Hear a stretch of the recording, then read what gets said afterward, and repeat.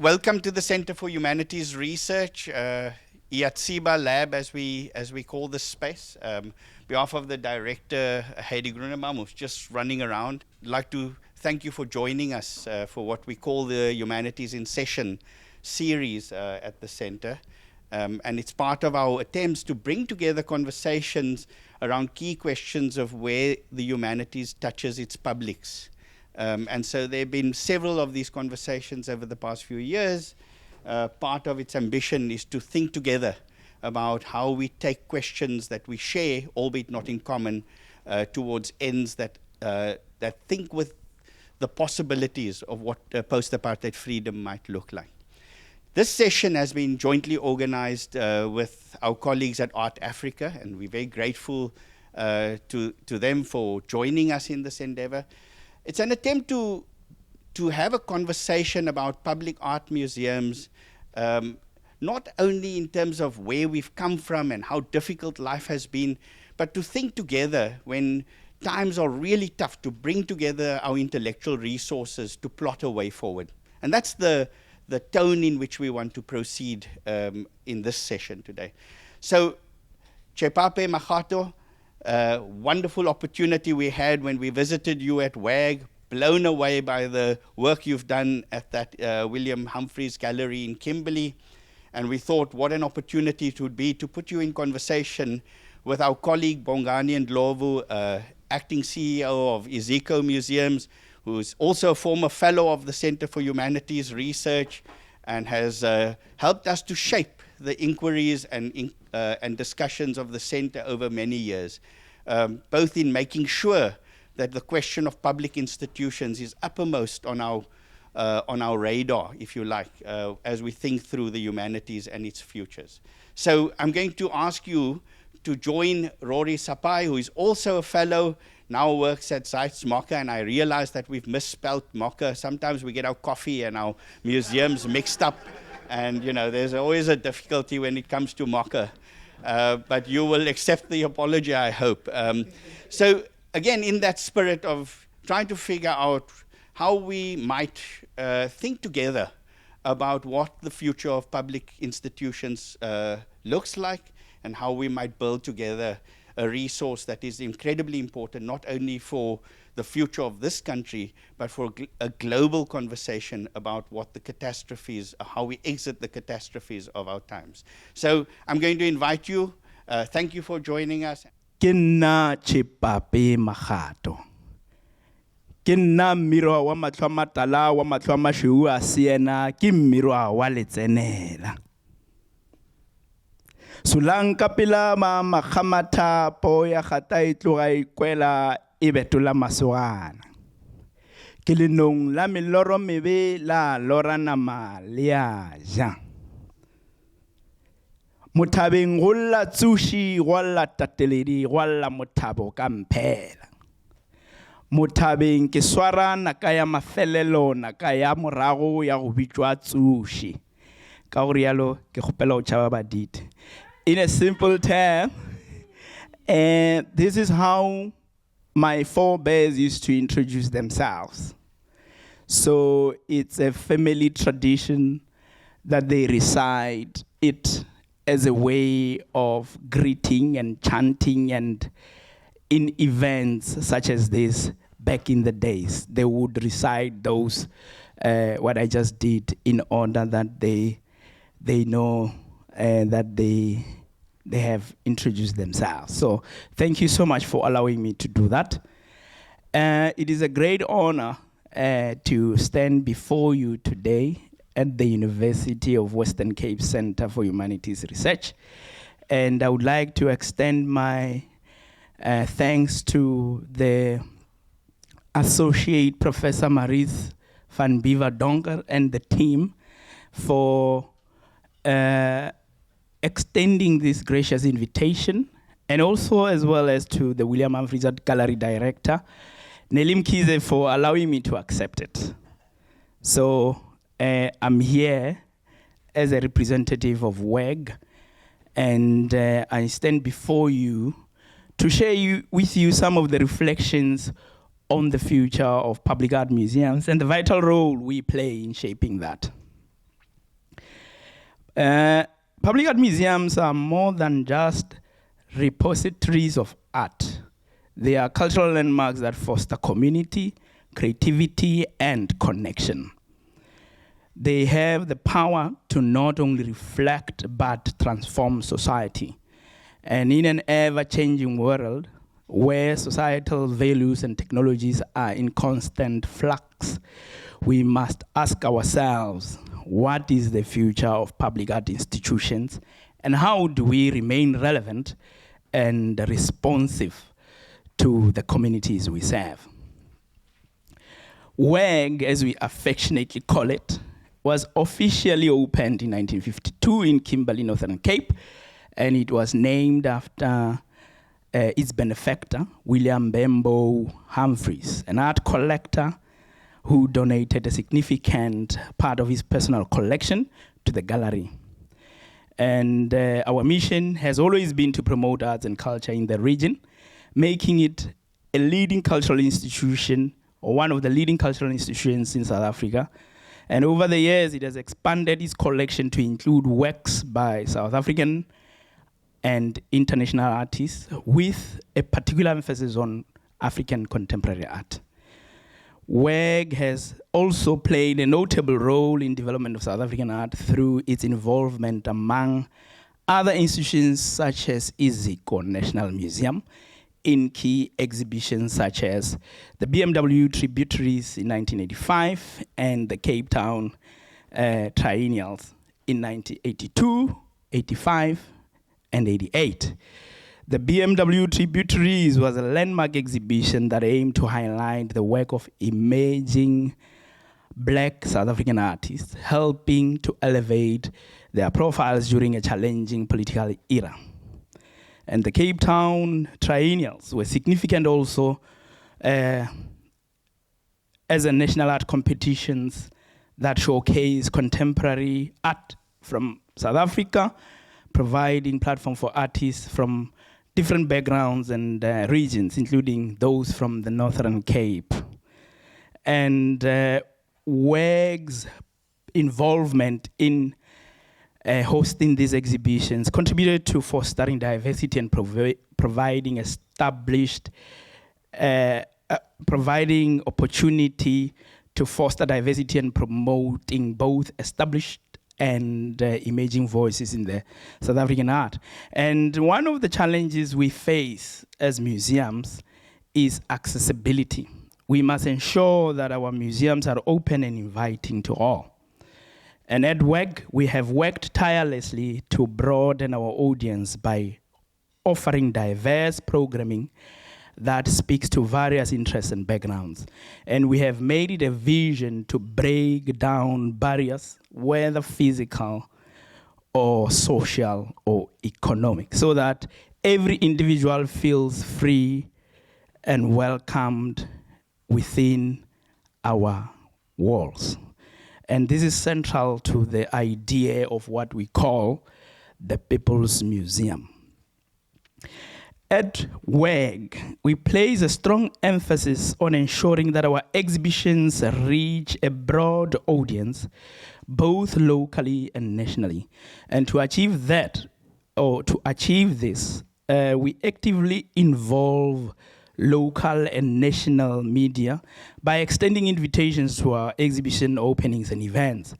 This media engagement is vital in promoting public access to our offerings, as it provides widespread coverage and encourages community participation. By collaborating with print, broadcast, and digital media, we ensure that the public is informed and engaged with the cultural experiences WEG presents, thereby reinforcing our commitment to making art accessible to all. WEG has embodied this idea through key exhibitions, to mention only two, which were recently exhibited. I talk here about Aluta Continua, which was an exhibition by Constitutional Court Art Trust from Constitution Hill, Johannesburg, which was traveling from the National Festival. And its first leg outside the festival stopped at WEG.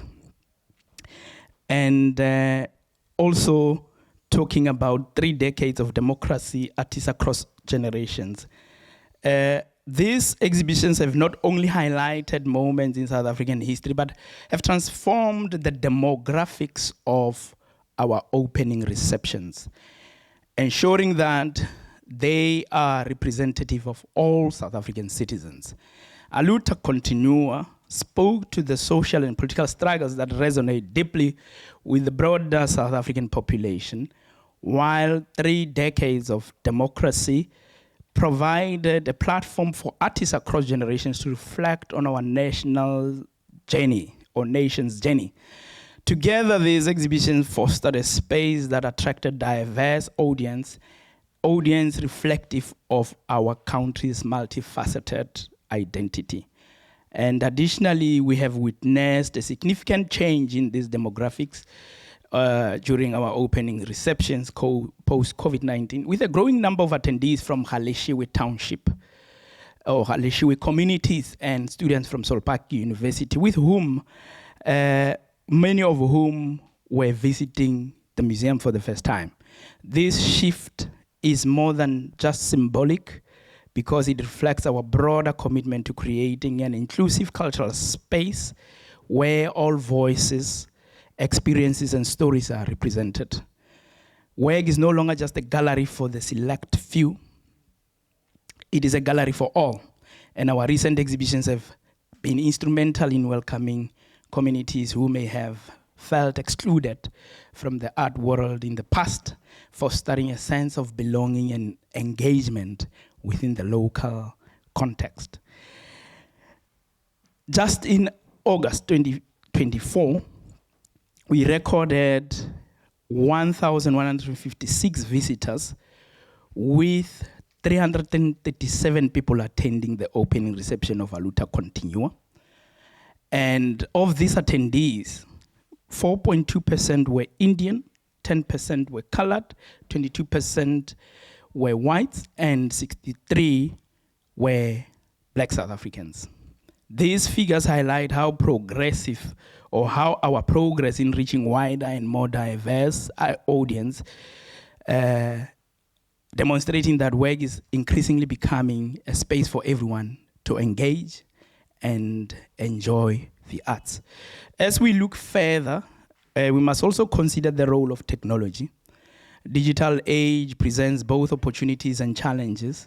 We have seen how virtual tours and online exhibitions can expand our reach beyond geographical limitations. However, we must not forget the irreplaceable value of physical interaction with art.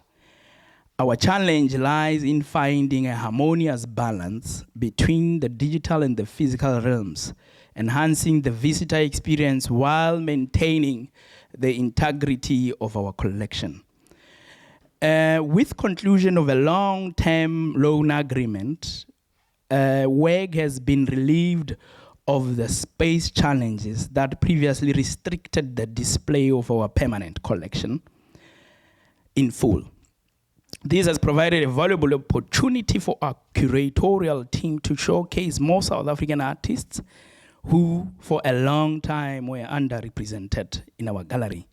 While European art continues to be an important part of our exhibitions, we have now achieved a more harmonious balance between African and European art on display. This balance allows us to honor our commitment to inclusivity and cultural diversity as we offer our offering to the public a richer and more representative art experience. And in keeping with our ethos of inclusivity, WEG is deeply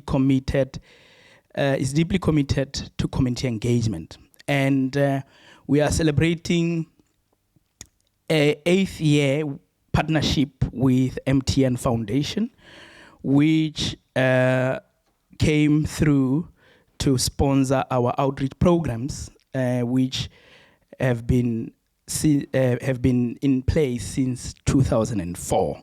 So this sponsorship helped us to do our activities throughout the Northern Cape. And this allow us to reach rural communities and historically marginalized groups by conducting workshops in schools across remote areas of the Northern Cape. This commitment extends beyond our immediate community of Kimberley, making art accessible to those who might otherwise have never get the opportunity to experience it. To further develop the cultural offer, WEG runs WEG Film, recognizing that film is universally accepted as an important visual art form. Its connections with literature and theater make it a vital tool for establishing a South African national identity. This capability opens significant possibilities for promoting South African film and African films, leading to a regular film program that includes screenings of local and international films, as well as English literature set work for school groups upon request. Additionally, screenings are presented for youth from places of safety and NGOs that we work with to alleviate boredom and truancy. Furthermore, we have introduced residencies, new residencies which foster talent and bring fresh perspectives into the gallery. Our Artist in Residence program, which was revitalized from the legacy of the late Dumisani Mabaso, operates through an open call and invites artists across South Africa to enter or apply. And we also launched an art writer residency program earlier this year, a pioneering initiative that allowed creative writing graduates from Solplaki University to engage with our collection and produce insightful catalog for the first time in the history of our collection. And we hope to have or to get more funding to produce more catalogs strategically to make our collection and our art more accessible. And also to nurture emerging artists and writers, also to broaden our cultural conversation within our walls. And in addition to these initiatives, WEG has taken a more expansive role conducting workshops for women offenders, individuals with mental health challenges, and children through early childhood development programs. These efforts reflect our belief that art has the power to heal, uplift and empower every individual no matter their circumstances. And it is essential to highlight that WEG does not only serve our local community in Kimberley.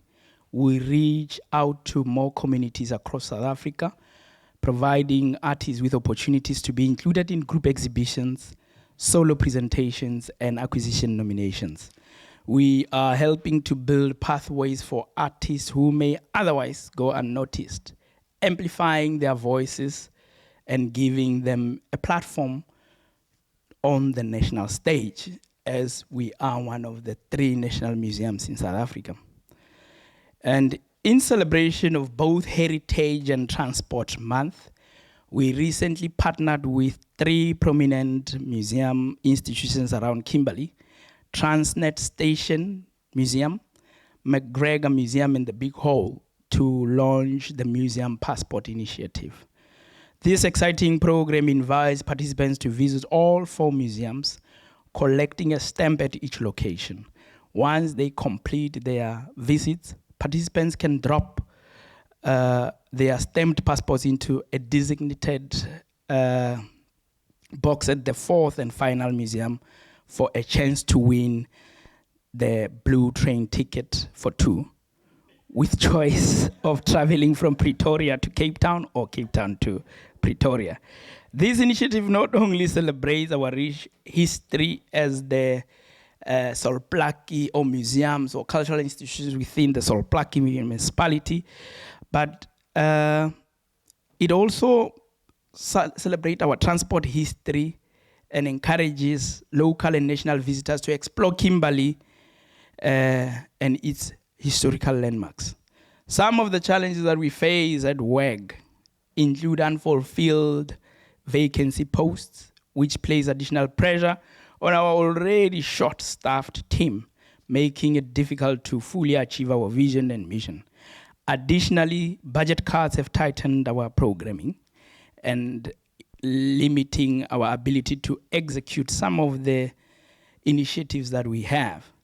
We are also dealing with some infrastructural issue as 2 of our wings. We have about 13 wings. So 2 of our wings experience leakages during heavy rainfalls, further straining our resources. In closing, the future of Public Art Museum lies in our ability to adapt and innovate while staying true to our core values of accessibility, collaboration, and community engagement. And as cultural workers, or as a cultural worker, I'm committed to leading the charge in shaping an inclusive, dynamic, and forward-thinking institutions that resonate with all members of our society. Let us envision a future where public art museums continue to inspire, educate, transform lives, and where art is not just viewed, but felt, experienced, and celebrated by all. At WEG, our vision for the next decade is to expand our national footprint across South Africa and SADC region through traveling exhibitions from our collection. We have already begun this journey with Peter Clark's For Some, Pathway to Education Lies Between Thorns exhibition, which successfully had its second leg concluded at the Springs Art Gallery in Gauteng. And now we are preparing for Polokwane Art Museum in Limpopo. As we look to the future, a key question for all museums is how do we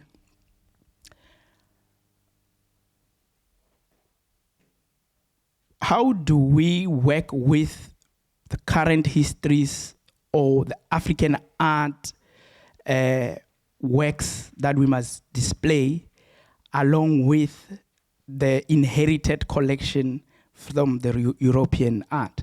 And how do we make them have a conversation without neglecting the other? So I'll quickly run this presentation slide just to show you what is on the wall, because I believe that people in the arts sometimes they want to see visuals. So this is our beautiful museum. The gallery, the front of our gallery. As you enter, you are welcomed by this glass door with some colorful things happening. And our vision is to be a world-class art gallery of excellence that is accessible and relevant to all. And our mission is to collect, preserve, and conserve artworks that are representative of the cultural diversity and heritage of South Africa and beyond. So the artwork or the picture is of the exhibition called Our Tapestries, Our Collection, or Our Tapestries, Our Stories. So this exhibition, we did put it up last month, where we're trying to give the public opportunity to experience another form of art that is tapestry. So, and we exhibit our tapestries along our ceramic works. So those are our values. So the image is of our ramp wing. So presently we are exhibiting an international artist by the name of Professor Peter Glendening. He is from the Michigan State University. He's an emeritus professor there. So in 2019, he worked with communities and universities across South Africa in his 8-week-long visit in South Africa, where he went to communities and engaged with the community and led those participants to really express through photography their meaning of soil. So the exhibition is called Attached to the Soil. So this resulted in 50 artworks by 50 different participants from different universities and communities, them talking about what soil means to them. So the image in the slide is one of the founding collection of our museum, which upon the loan being taken away, we then reconfigured the collection that founded the museum. So this is one of the images. And as you enter the gallery, you will see in the foyer what we did. We sought to create a very welcoming foyer or reception area that has different kinds of artworks by different kinds of artists across race, age, and creed. So as you can see, the works on our right is by Noria Mabasa, the sculpture, and the other two are by Welcome Koboka and Juran Sitlali, one of the most prominent watercolorists South Africa has produced. And the other one, you have Anton van Vo, who is one of the, I think they sometimes say he's the father of sculpture in South Africa. But yeah, we sought to make an exhibition that is representative of who we are. And you see the rocks, the painting, the rock paintings, they are very original from that region. So it was an ideal to make inclusion of them. And also you have George Pemba and Diane McLean there. So the Large Dutch now is the exhibition that founded the museum. So the collection that founded the museum is on display. So we could not get rid of it in order to make way for African art. But we make sure that both African art and European art be in conversations across our wings.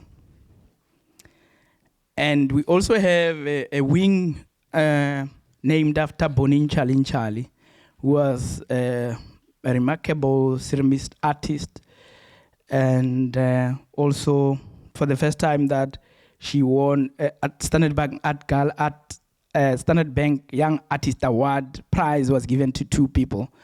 That was her and I forget the name, but they worked together and they co-founded Edmo Studios.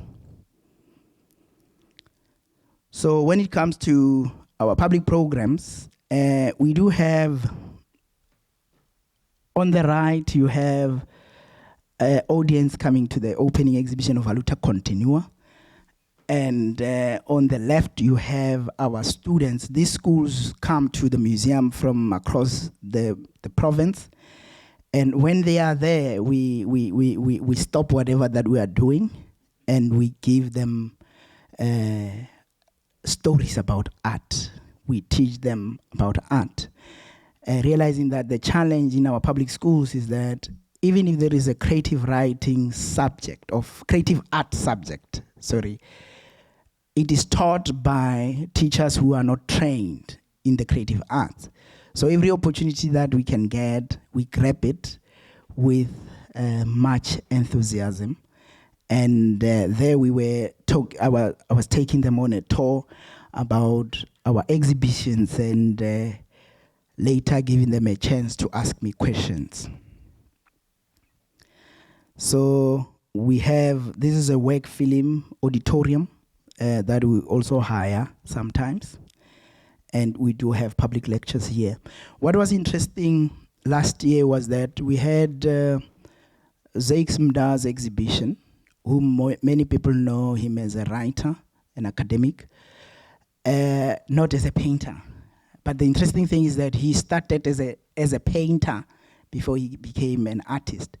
So what we did when we invited him for his exhibition, we also asked him to give a public lecture on art and intertextuality, and also give masterclass on creative writing, which saw WEG being hive of activities with communities coming in to be part of our offering.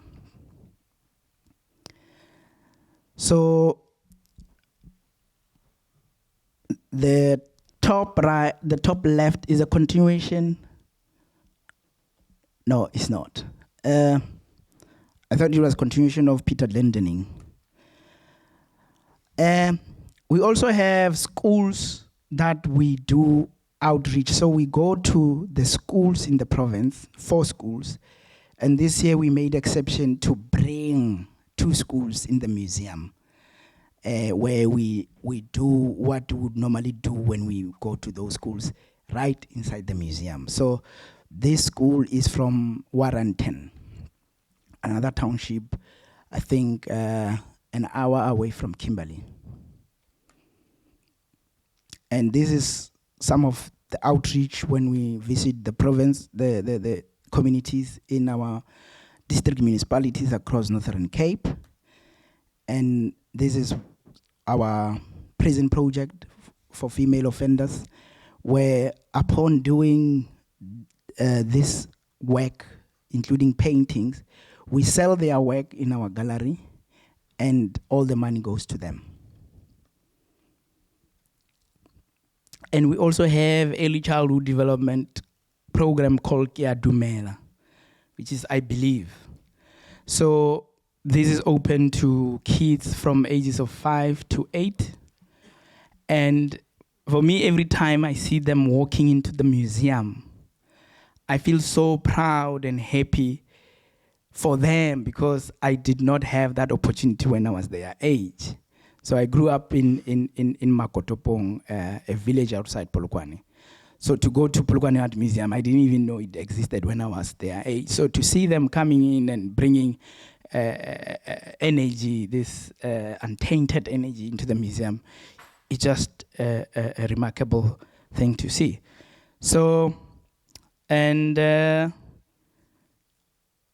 we also, lastly, we have our WEG Art Reference Library, which we do give the community access to our art books. And recently we accepted, actually last year, we got a donation of books to the value of art books to the value of 240,000 donated to the gallery. So our collection is growing in leaps and bounds, and we encourage the community to come and engage with our offering. So that's it. Thank you so much. First, I'm going to hand over to Bongani Ndhlovu for his responses to your presentation. And then we'll follow up with some conversation between the two of you. I have some questions to share and hopefully to open up to this wonderful crowd of people gathered here today as well. So Bongani, over to you. Okay, thank you. Thank you, Chepape, for quite a comprehensive overview of what brilliant work that you are doing at William Humphreys Art Gallery. And then most of us forget that this is a national museum. And so is the same principle for a number of colleagues who are working in such spaces, that we are serving the broader public and also taking care of public trust that South Africans have given to us. Going back to issues that were raised by Chepape, I like his opening remarks, reminding us that museums are not just repositories. And then he outlined why, what other facets of museum work is embedded in public art museums. But I also like to be opportunistic and also to link this with Primesh opening remarks. Primesh, in his opening remarks, says makes reference to post-apartheid freedom. It's quite interesting. Some of us refer to post-1994 South Africa, but in his combination of these words, post-apartheid freedom, is quite interesting for me. And why this is interesting now, that reflecting on what Chepape was saying, is immediately after 1994, what did we do? And then in relation to also the state of public museums, what was the pulse then? If then there was a post-apartheid freedom, what was the nature of that freedom? And if we reflect back to post-1994, there was this euphoria and there was also optimism about the state of the arts and how the arts will be positioned to see to it that there's a vibrant South African society. Vibrant in the sense that it's not unison in the way in which it articulates itself, but also appreciate diversity and also criticism. And most of us will, if we still have memory, will also recall that this was the era where a number of public museums, new museums, were established, and we know all of those museums. But what was key, there was limited funding, but funding was made available to the arts. So that's a point that also Chepape makes in terms of budget cuts. But if you look then at post-1994, you have a National Lottery Commission that was willing to fund public art institutions. You also have the National Art Council that was established, which was also willing to fund such. And the Department of Sports, Arts and Culture itself had what was referred to as transformation budget. It was not adequate, but it was still there. And they were complaining, if you look also at a number of some of the exhibitions that were hosted at the National Art Gallery around budget cuts and the state of funding, artists were still critical of how little was allocated to the arts. However, now looking back, also against what Chepape is saying, we now can appreciate that there was funding, some kind of interest in the arts. And probably because Thabo Mbeki had interest in the arts. Let us admit it now. He was the guy who was preaching African Renaissance, and then us as South Africans also spearheading big projects like the Timbuktu projects. So that also speaks to the nature of how privileged we were at that particular point, that with a head of state that to a degree appreciated the contributions of art to the project of nation building at that particular time, because nation building was the corner, was the center, which again goes back to the work that Chepape has indicated in terms of museums reaching out within the confines and also the limits of nation building and social cohesion. So there was that element that the head of state was willing to articulate and also put the arts at the center. And we also could see from his reading, his speeches in parliaments, the artistics in nature, poetic in nature, but the art was somehow given a space. There was also that element of an arm-length relationship between organs of the state, and in this case, institutions such as William Humphreys Art Gallery, Iziko museums, all other museums that are funded by the state. The Lutuli Museum, there was that idea of an arm's-length relationship with the state. Now, where I am going now is around about 2011 or so, we see the idea of museums being made as agencies of the state. And then within that particular space, what is the role of museums in as state-funded institutions and also as public museums? in articulating and aligning themselves to what the state wants to do. Like the state has a project of social nation building and social cohesion. But to what extent, Chepape, will you be able to articulate views that are not aligned to what the state wants as a public art institution, as a state-funded institution? And what would be the effect of that to your funds? It's just a rhetorical question. But I'm happy that that my colleagues are also here, because there is a team from Iziko Museum that I'm seeing as part of this of the audience. There were instances where, when President Zuma was in power, then they will come to us and say, now they are showing Zuma biscuits. We are state funded, but now we are showing the Zuma biscuits. Or the most controversial artwork that caused quite an interesting debate sometime also when he was president, when his machine gun was creatively created. And then also our teams also get involved in that. So how therefore do we navigate that particular space? Not only that, also they also have a very interesting exhibitions on the 1913 Natives Act, when it was a centenary. And again, that exhibition was very critical of the state, to an extent that one day we were told that about 100 people, staff members from the presidents, were visiting that exhibition. And the curators who were supposed to have curatorial license were nowhere to be seen, but the bureaucrats had to go there. But within that arm's length relationship, or as museums, as organs of the state, as public funded institutions, there is some form of freedom, going back to pre-mesh, the post-apartheid freedom, for them to be able to express themselves and to be critical of the state, but sometimes also to self-censor themselves. And we also have to also realize that sometimes they are operating within self-serving officials. Let us make reference to the era of Luli Qingwane, for example, where she was very critical of what can be said, and to an extent that she will physically go there.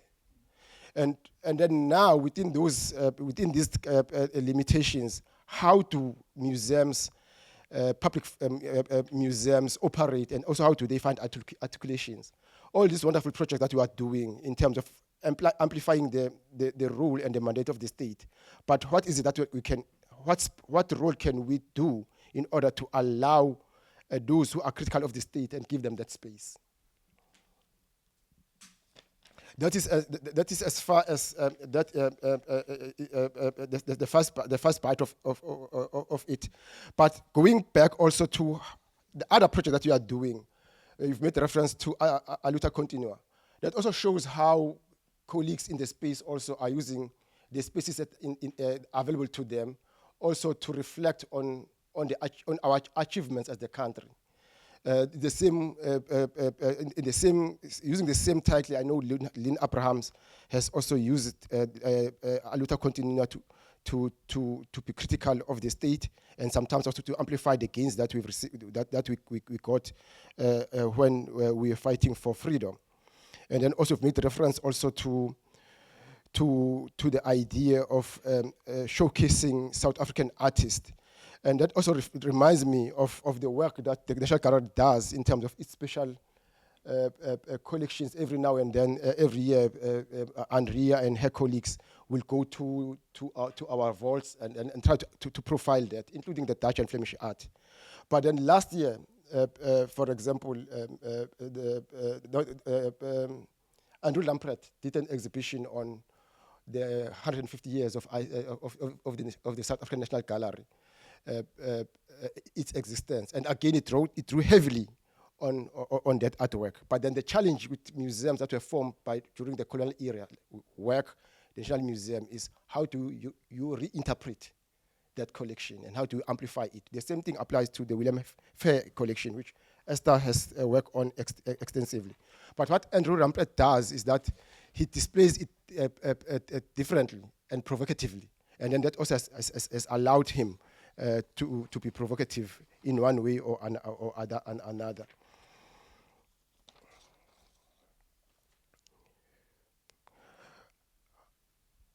It is interesting to see how you are dealing with artists in residency, and also how you've taken over an ownership of that particular space and incorporating into that the art writers residency program, something which other museums envy or are the envy of. So there I'm also more interested in how, therefore, you are sort of using those work and how they find space and articulation in your exhibitions and also in your other projects. The museum passport, I know also it has something, some kind of a resonance elsewhere, and sometimes in the work that is done by the National Art Gallery, that used to be done by the National Art Gallery. Perhaps that would serve as an inspiration for colleagues to revive those Thursdays events. Because that, what it does is to allow museums not to operate in isolation. There are museums and colleagues and other spaces around you, but how do you pull resources together? I don't see the question of infrastructure being resolved immediately. And mainly because museums professionals and museum paid artists sometimes tend to choose peace. And I will tell you why. The Johannesburg Art Gallery is collapsing. And none of us have said anything about that. Because infrastructure there is bad. So it also shows the value of infrastructure. And then as we speak also, the Tetem Art Gallery is facing similar challenges. And none of us, no one is speaking about that. But that's where it is more important that we partner with centers like this, because they allow us, if you get sued, for example, you'll be saying this is academic freedom, because you are in this space. And also, you've got, you are also like, you can also use your artistic license that is also in the Bill of Rights. But that also amplifies why we also need to partner with spaces like that, because it also allows us to be able to articulate that which you cannot formally articulate, and it still gives us that comfort. So, but we do need also to voice our voices around the state of infrastructure, and also to pull together where other institutions are struggling, and also to step forward and say, this institution is struggling, it will collapse. If then museums are supposed, and art galleries are supposed to take care that which inspires the nation, then shelter has to be provided to that. But the good thing also is that we've seen also the entrance to the space, at least here in the Western Cape, and then also the same thing in Gauteng, of private funded museums and NPOs, art galleries, which are also productively making use of the space and complementing what art and general artists and artists in general are trying to achieve. And we speak about rural communities and marginalized communities. MOCCA is doing very well there in reaching out and also seeing to it that those who do not have the resources are also allowed into their spaces. But in closing also, let me therefore go now to what will be the next. We know that amalgamation project, which was painful exercise for almost all public national museums, has been cancelled, which to a degree is a relief. And then also to a degree is what is it that can be done to consolidate on those gains. Thank you. Thank you very much, Bongani, for that thorough and I think quite provocative response. I could sense certain excitements coming out of the other museum professionals and academics in the group here. And so I think it would be best to allow you to respond, Chepape. But maybe I think with a particular interest in this question around political agency, curatorial agency, and sort of the potential political limits of curating within a national museum context. Thank you so much, Kacheni and Rory. Your questions are very interesting questions, and I do not have answers for them. I will attempt to grapple with them as you are grappling with them. And I understand the audience can also join in the conversations, because this space is about conversations. So, interestingly, the department wanted to do a Heritage Month exhibition. And we were involved as agencies of the DSEC. But it was frustrating every time you are in that meeting with the department, because they don't seem to really have a full idea of what they want to do. And they frustrate curators who may offer guidance as to what can be done. So that exhibition ended up happening, but not at the scale that was supposed to. And it was so sad to realize that in the very last weeks of that build up to this exhibition, the DSEC was saying entities that are going to donate or loan artworks to this exhibition, they don't have funding for transportation, insurance, and all those kinds. So it's very difficult space to enter in that regard. And answering your question of work arts writing residency, I think it emanates from me. I see my former boss, Brendan, of Art Africa, which is part of, which made this project possible. I think the Arts Writer Residency Program emanated from this burning passion that I always had about arts writing in South Africa. And and it came earlier in my career when I was working at David Crute Art Projects. So I would see art books being displayed, very expensive. At least I was allowed to borrow, to lend, to get a book and return it and all that. But what bothered me most was the fact that those books were largely written by white people about white artists. And I realized that they did not represent me. And there was a tiny section of art books on black artists. So I thought, this is a problem. I need to go and do something about it. That's where, after studying art, I went to study journalism in order to try to grapple with the solution of art writing. And I think Art Africa provided me an opportunity to write art reviews. At some point, I was their art correspondent in Gauteng. So then I brought that in my curatorial vision at WEG, realizing that we don't have a catalog or a book written on our collection. So it started as a way of trying to find intervention to say we cannot have this great collection and not have a catalog that we produced. I understand funding is a problem. Like having to fund this art residency program was also a difficult thing to do. But I think it's a project that I hold dear. And if we have a sponsor or somebody in the room who want to partner with us, it's an opportunity to engage, because I feel like the two creative writing students from Sol Plaatje, they've never written about art before. So it was the first time they had to engage with work of art.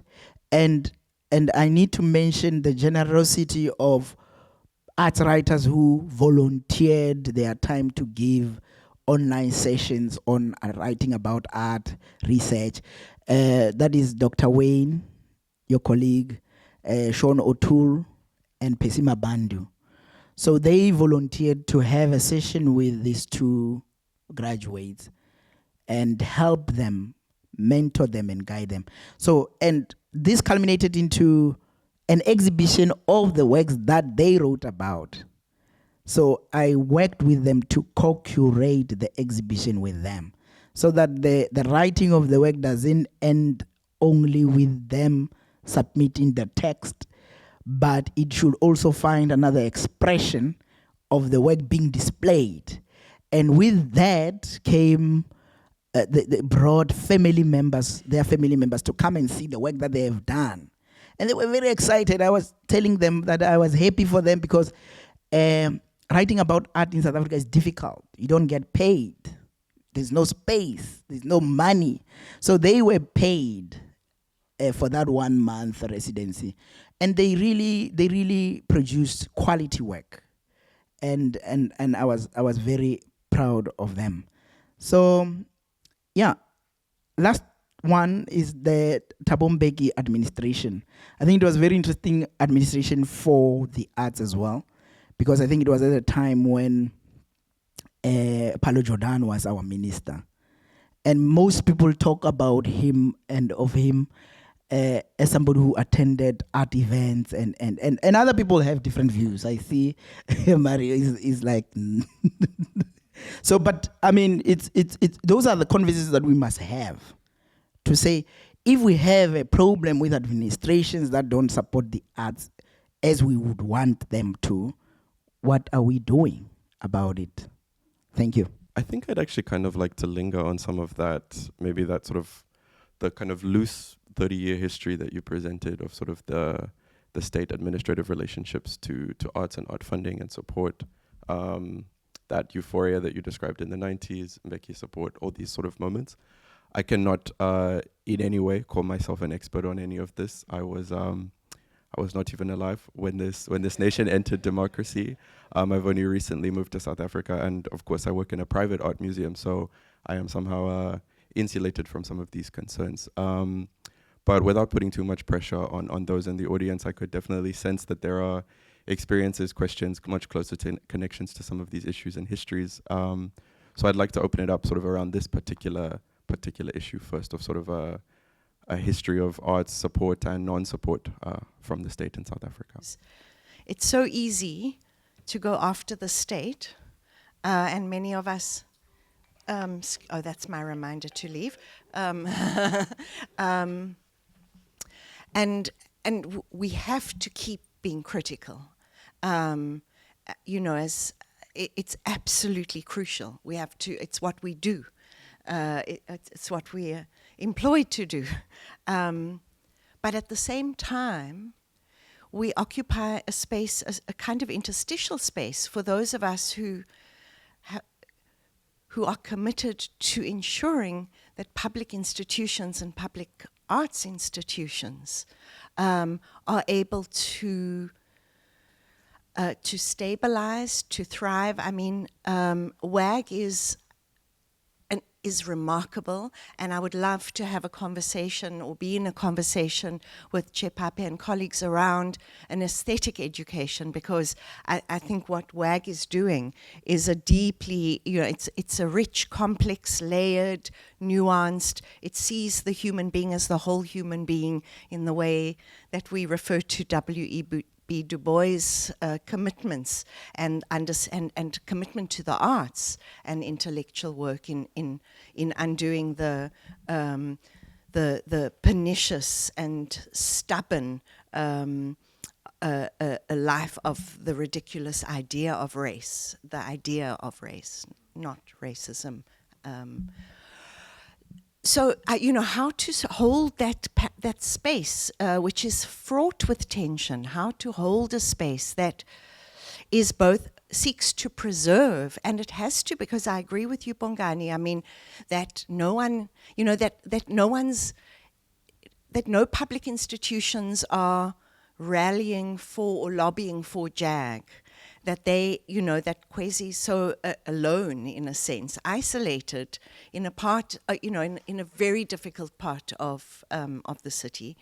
So one wants to preserve, to hold on. At the same time, there's an obligation to transformation in a real way, not in an audit way, which is a problem of state thinking, at least post-94. I think neoliberal state thinking is that transformation has to tick boxes and you can audit.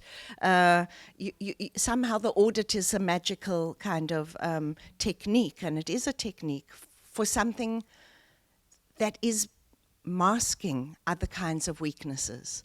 And so it would be interesting to hear you think about that that strange contradiction between being critical, but but conserving, but preserving, but changing and transforming. I mean, I think WAG is really, I think we need to spend more time thinking about WAG, because at least as a visitor, it seems to be doing something quite really interesting in this holistic, layered kind of way, and I'm sure others are too.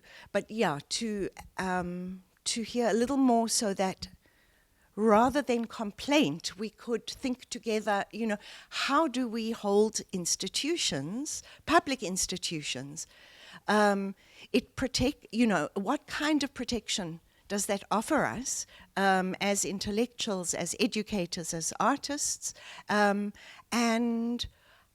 how, and what really is the danger now in this particular moment of losing institutions. And I think that's a concern here, but it's a global concern. The museums, so I'm very familiar with the public museum sector. And I just want to say that when I started at the museum, somebody told me once that if you want to see the health of a country, then you must look at their public museum and it will tell you everything about the health of the country. So obviously, public museums reflect the problems and challenges of South Africa, the deep inequality, the lack of funding, the lack of transformation in many aspects and so forth. And over the years, I just found that we are more and more crippled by bureaucracy. Rather than trying to problem solve those issues, people just seem to throw more bureaucracy and more procedures at the museum staff to navigate. And if I'm also very honest, it's that I feel like that sometimes public museums are subjected to the whims and the mercy of council, who do not always really know how museums work on the ground. So I would like to know how Bongani and you yourself navigate that. The president, we spoke about maybe writing something to support in support of saving or protecting the collection. And I followed up with somebody who worked for the city last week, and he told me that the Ditsong Museum offered a space to store some of the collection. So maybe we are making progress in that regard. And I think as museums, we need not work in isolation. We need to see each other as siblings and support each other the best way possible. And I believe in the idea of sharing resources, institutions sharing resources. And one practical example was when we took Peter Clark exhibition to Springs Art Gallery. A simple thing such as a poster having national logo, national emblem, and provincial emblem alongside the district municipality emblem gave me hope that if we work together as cultural institutions, I think we can reach where we want to go. So that will be my response.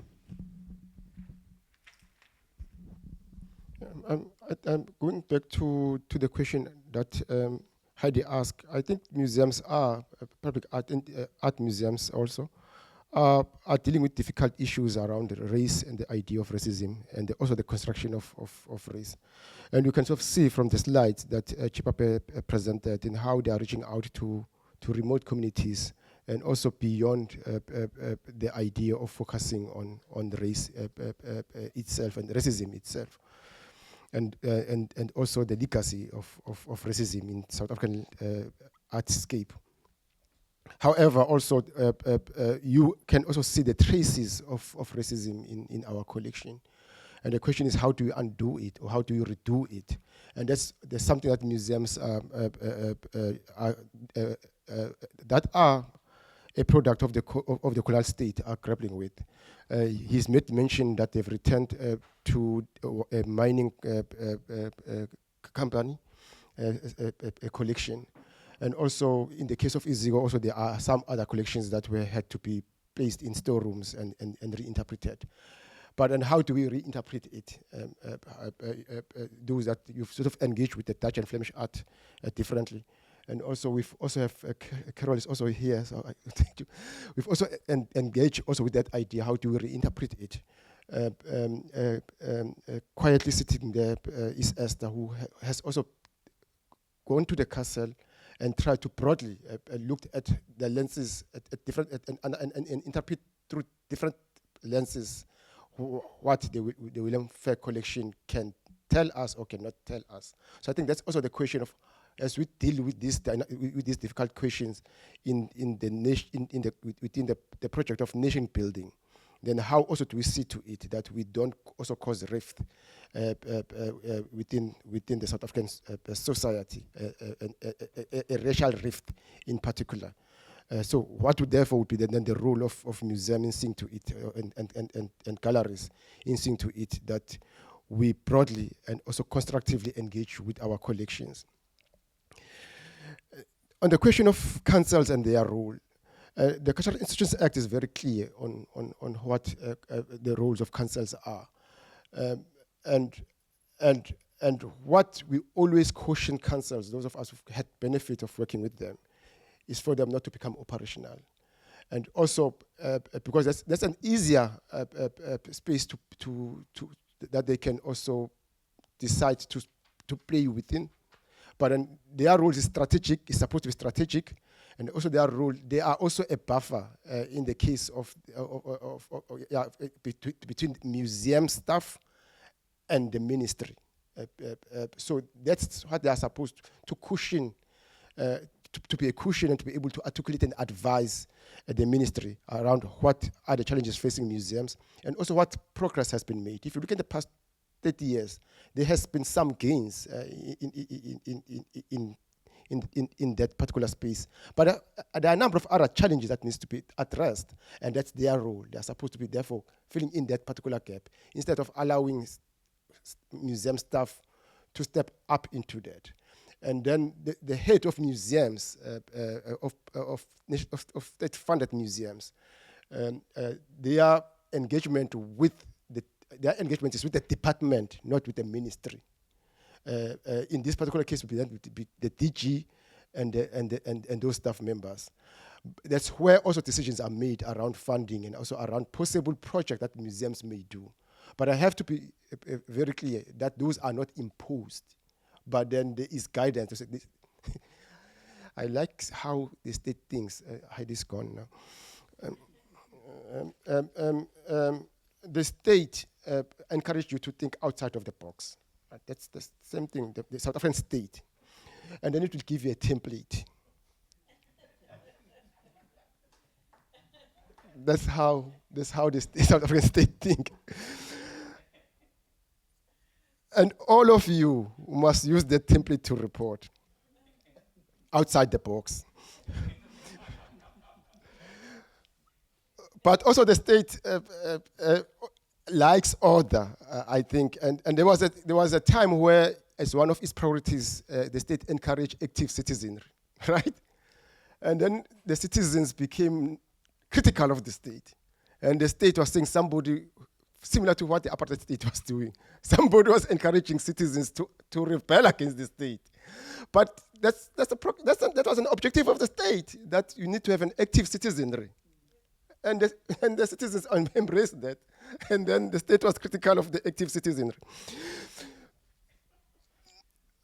But then when museums, therefore, do projects that are critical of the state, we should also see it as an attempt to say, please address to these particular issues. And then that role, therefore, in creating that buffer, that's the role that councils going back should be playing. I was in the National Department of Arts, Culture, Science and Technology when major resources became available, because in that period every year there was new money in the fiscus, and we could apply for money. And so the growth of resources that you talk about that happened during the Mbeki era happened in that period. By the time Paulo Jordan came in, it had pretty well dried up. The last grant they got was the library grant during Paulo Jordan's period. But in fact, Paulo Jordan's period was a period in which the department had become independent, arts and culture, and it went into a phase of systemic failure. So he was there at the events, but what was happening behind the scenes in the department was a collapse of the department. I was in the city of Joburg by then, and Joburg went on a different trajectory. Joburg sort of grew and did extremely well until 2008, and then with that whole transition that happened with Zuma coming in, the city started to collapse, and we watched the city collapse. The issue of the Johannesburg Art Gallery is that we've been sitting for 2 years with the recommendation that the collection move to Pretoria to be housed while they fix the building. The problem is not a problem of infrastructure. The problem is a problem of officials who don't do their job. I don't know how many of you listened to the Portfolio Committee, the Arts and Culture Portfolio Committee 2 weeks ago. They're talking about Robben Island, and they're talking about the new museum in the Eastern Cape for Saki Bartman. It was all about poor management by senior staff in these organizations. Robben Island is a travesty. At no point did anybody mention that perhaps the CEO should be held accountable for what's going on. There was this government department, that government department. The first thing that I think we need to do is we need to stop having paid council members on boards. And it's interesting that I think Zeits doesn't, you have to pay to be a member of the board at Zeits. I'm now running the Cape Town Science Centre. We've had a board for 25 years, a fantastically good board. In not 1 month has anybody ever been paid to be a member of that board. So I think that's the first thing that we got to do, because I think that somehow we seem to be attracting the wrong kinds of people to manage the boards. But I also think that the other interesting thing about the William Humphreys Art Gallery is that a lot of the institutions that were established through attempts at public-private partnerships. And that seems to have failed. There seems to have been a mistrust has grown between people in the private sector and government. And I do think that the way in which museums have to move forward is we've got to find a new way of reinvigorating public-private partnerships. And I think the only way you're going to get that to happen is if the state stops paying council members to sit on the boards. There's got to be a different kind of modality for relating with people in our communities who have a passion and a love for our museums and our galleries and are prepared to commit their time and their own resources to help in the challenge of building our cultural institutions. When we spent time at Tsapayi University with the dean and a number of colleagues over there and thought about what the arts might do for humanities sensibility in that university. And I think there is something about the stumbling of our public universities that is related to a disconnect with public institutions like public arts museums. I wonder if we could take up a more self-confident position, because I worry about the politics of blame and a record of a litany of failure, because there's certain people who carry the burden of failure, and invariably it is the wrong people. So I wonder if we could think a little differently about what it might mean to hold the question of public arts museums in this moment, in line with this concept of a post-apartheid freedom that I think has been inadequately explored, and which is now increasingly being surrendered, that word freedom, to neoliberal agendas all over the world. And so there's something about that term that we have to think very carefully about and why we want to hold on to it in our moment.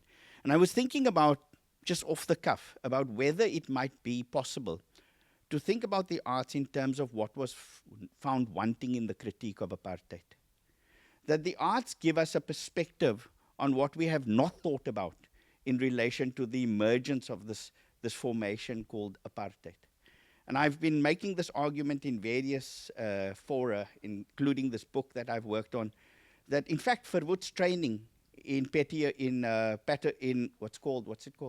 psychophysics, psychotechnics. He was the first professor of psychotechnics, was about disaggregating sense and perception. That's how forms of control around populations were produced through the 1920s, not only here, but in the American South, and how race was modernized in that moment.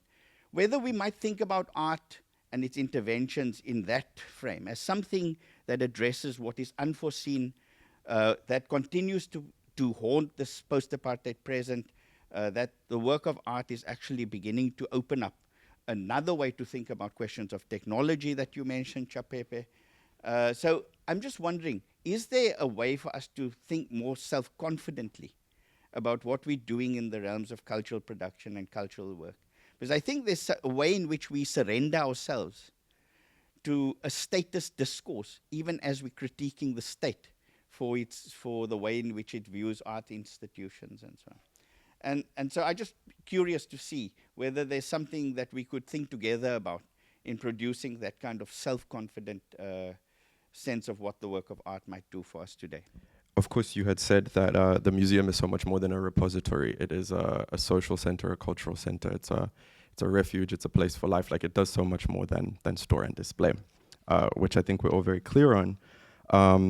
But my question then, sort of related to this notion of self-confidence, is as museums take on all these social responsibilities, I think Bongani also sort of alluded to museum workers filling certain gaps. I'm curious whether you think that museum professionals, as people who come from the disciplines of the humanities, of art history, of comparative literature, art, journalism, like you mentioned, I'm wondering, as we sort of try to build a sense of self-confidence, are museum professionals sufficiently trained to take on these sort of additional types of social work, these sort of additional responsibilities that exceed the traditional mandate of museum labor? Yeah, I'll leave that there. I thought you were going to answer it.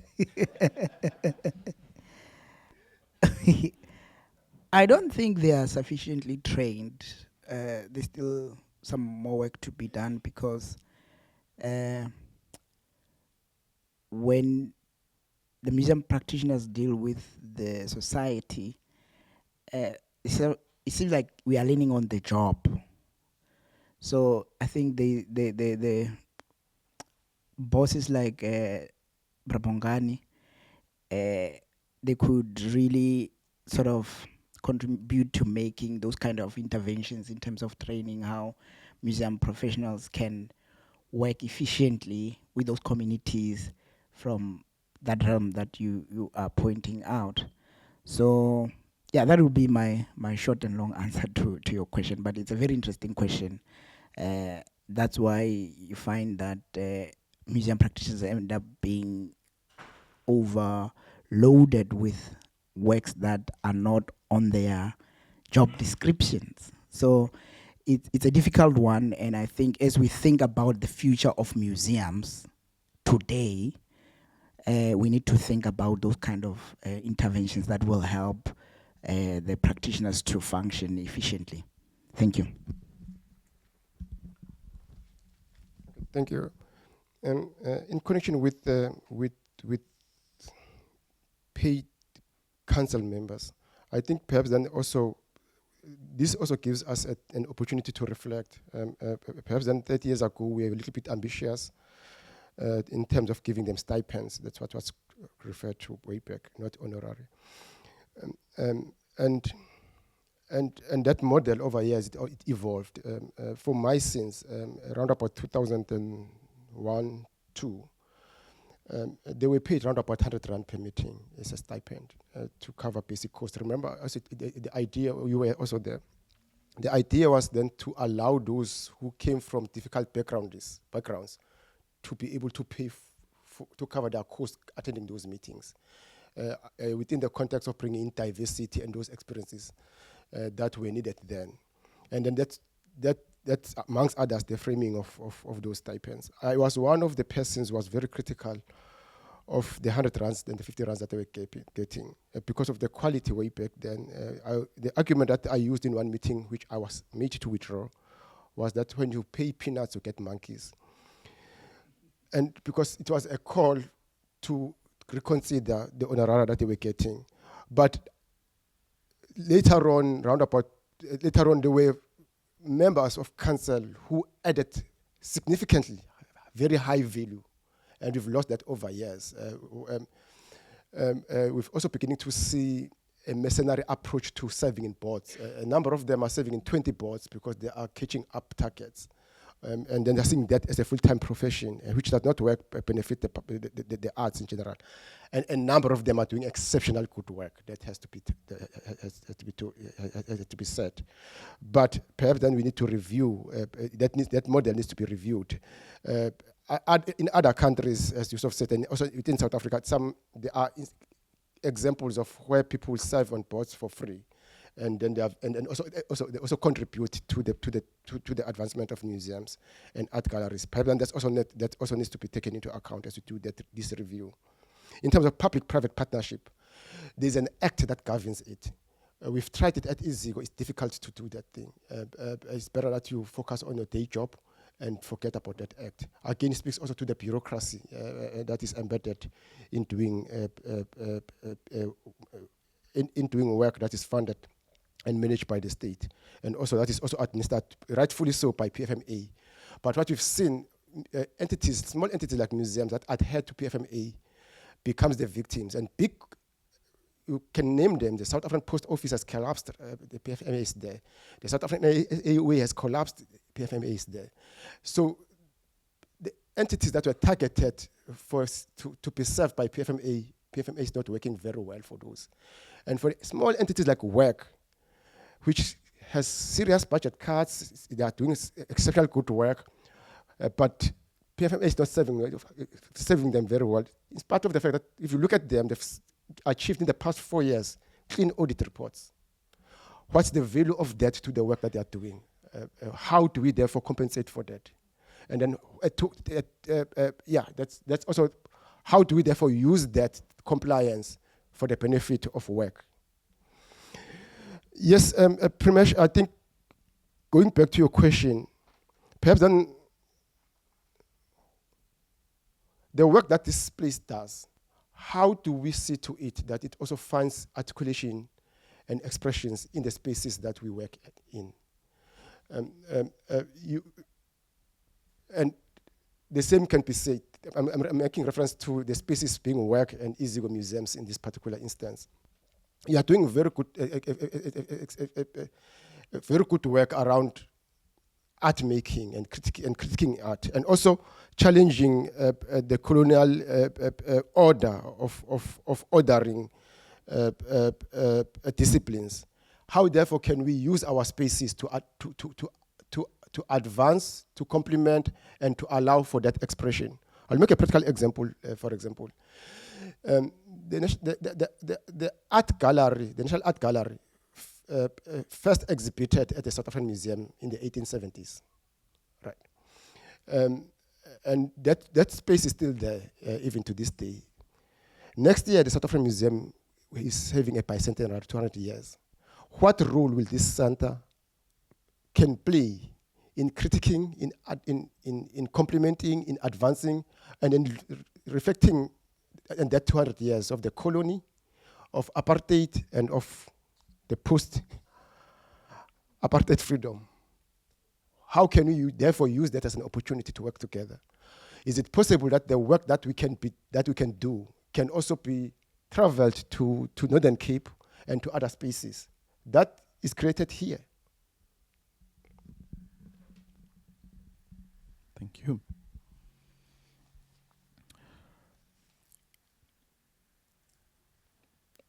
Just deciding what to go to next. I do actually want to linger on this question of collaborations and relying on one another, and not even just in terms of the sort of the notion of the exhibition traveling from site to site, but sort of I think we're lucky to be here today at the CHR with a number of museum professionals and academics and sort of university administrators. And Pramesh, I'm kind of looking at you because and Moritz back there as well, because I know this is sort of part of your agenda for programs like this, is how can we sort of practically and optimistically think through what does a CHR Iziko collaboration look like, a CHR WAG collaboration look like. And so maybe my invitation right now is, if people want to put dreams, ideas, fears, experiments out into the air, and maybe we can discuss some of that.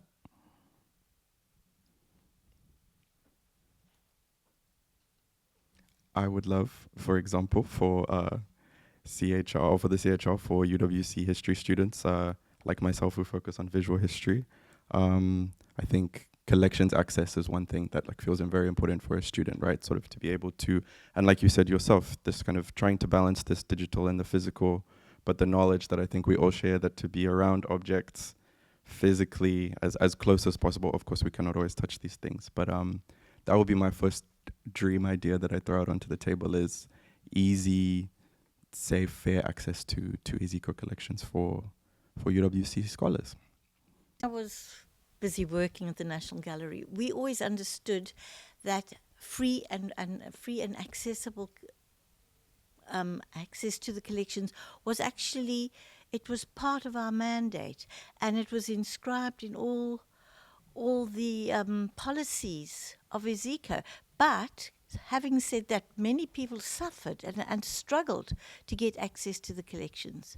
So maybe Bongani can expand on that, because it certainly should be accessible to all. Since the colleagues from Art Africa, Brendan and Suzette, are here. I mean, and you mentioned writing. I mean, there's a set of connections here that we ought to be making. You know, I've just seen two books, both Penny Sherpus's the collection of essays on Penny's book that came out with Duke University Press, and also Jane Alexander's book on infirmary, which has just come out. And I mean, you read Simon Anjami's piece in there, you get a sense of what it means to write into the aesthetic and into the world through the aesthetic now. And so there is a possibility for us to think about what an artist writing residency looks like, and how do we manufacture that in the space of like-minded colleagues, or amongst like-minded colleagues. So I'd be keen to take up that conversation, but I'm also interested in drawing that lesson from WAG. Like what are the pitfalls? What do we need to look out for? How can we build this across institutions, and so on and so forth? So that's the one thing. The other is, you know, this building is also attempting to figure out what a post-apartheid arts education looks like.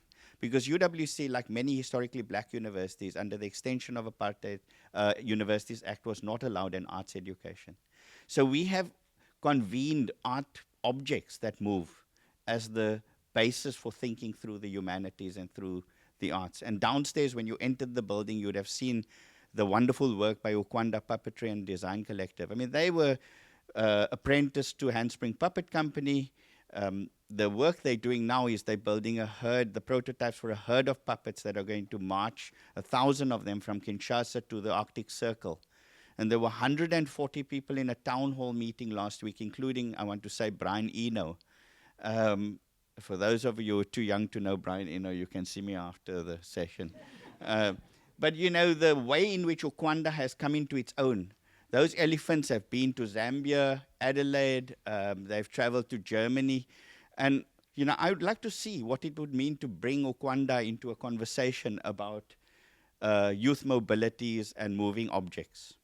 To think across the museums through the moving objects, through what Jane Taylor used to remind us was the question of the kinetic object and how important it is to free ourselves from the kind of stasis that apartheid left us in.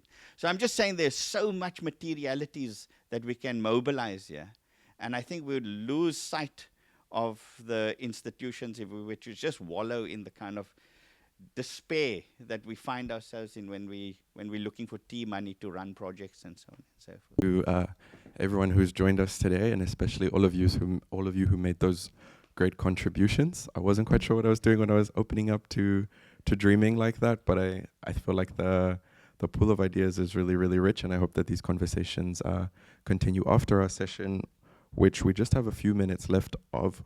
So I would like to close by handing back over to Bongani if he has anything to say, and then we'll finish with you, Chepape. I think Chepape, it was a quite provocative engagement. From this, I think what is key is for us to take forward the idea of collaborations, and also how to open up spaces to different forms of performances and interpretations.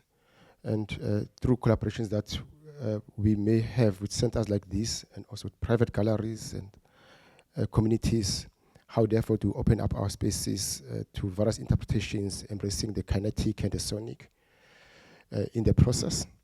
And also in the question of access, how do we therefore address the challenges around access, unlock them, and be able to see to it that the collections are accessible. And in the digital era, how therefore do we also bridge the digital divide as we digitize our collections, as we also make physically our space accessible to different forms and types of audiences. And also how do we navigate the question of those who are not able to physically come to our spaces, how do we make those collections accessible and spaces are available to them. But what is key is also for us to overcome the mental barrier of thinking within what is financially available, and also partnering with those who are in the same cause and have the interest of the arts broadly to advance the arts. I hope that we'll be able to take forward and then perhaps in the next 2 years be able to sort of reflect and say, out of this conversation, this is how far we've been able to go together and to travel the journey together. Thank you for the invitation to this. It's been a privilege to engage with you. Thank you. Thank you to everyone.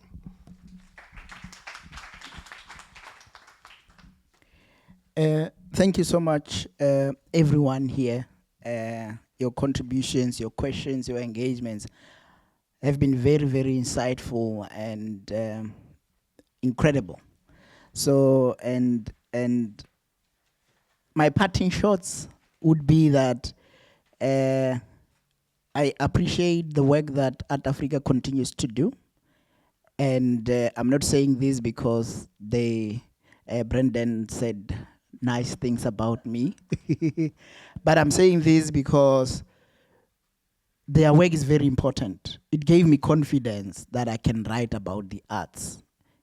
And writing about the arts without a platform, it's difficult. So Art Africa having provided that, and also having provided the opportunity to exhibit at that art fair in 2015, they continue to play that role.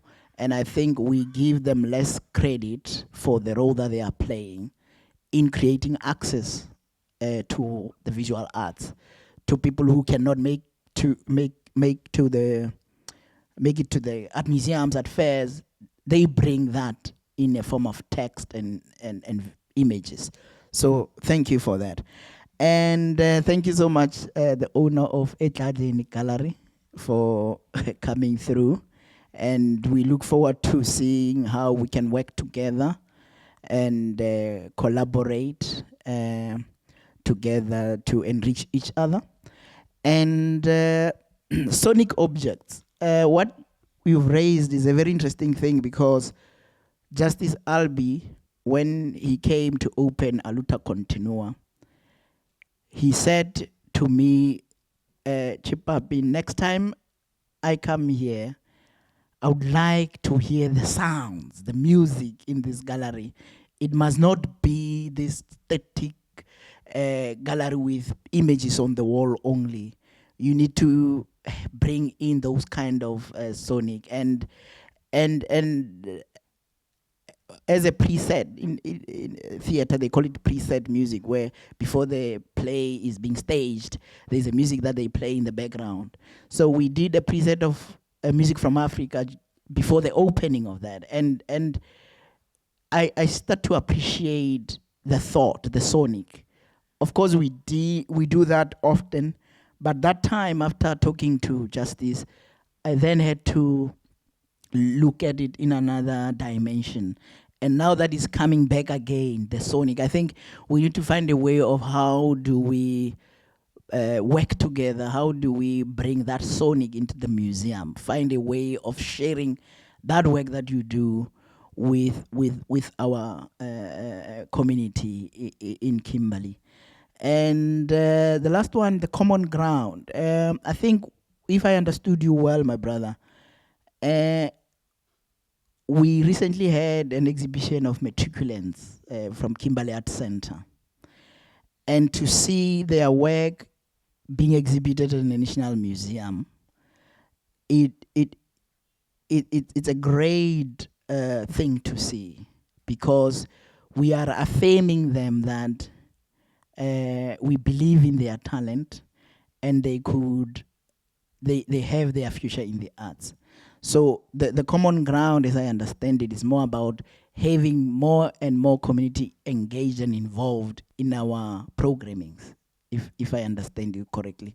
So I think it's very important that you highlighted that. And thank you.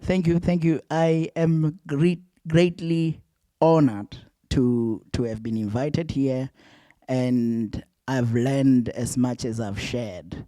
So thank you so much for all your contributions, and let's keep on having this kind of imbizos about the arts, not only here in Woodstock, but across Cape Town and across the country, because that way it will be also enhancing and promoting this access that we talk about. And there's still a lot of work to do, because access is not only being able to enter the gallery without paying or pay through that entrance fee. There's more to it. And for example, if you come to Kimberley, I would like to see our text written in Setswana and Afrikaans, the labels on the on artworks. So accessibility is a broader term, and we need to grapple with it in a way that give expression to its all dimensions. Thank you so much. And to Chepape, Makgato, and Bongani Ndhlovu for these really insightful contributions for this imbizo, as you said. Thanks again to everybody for joining. A special thank you to Moritz Banbevadonka for extending the opportunity to facilitate this conversation along with Pramesh, and to Heidi Grunebaum, who we were joined with earlier for all that she does as director of the CHR. And lastly, thank you so much to Simone for single-handedly handling all the tech, sound, camera, sonic, visual, all of the above. And yes, thank you all for being here today. And thanks to me too.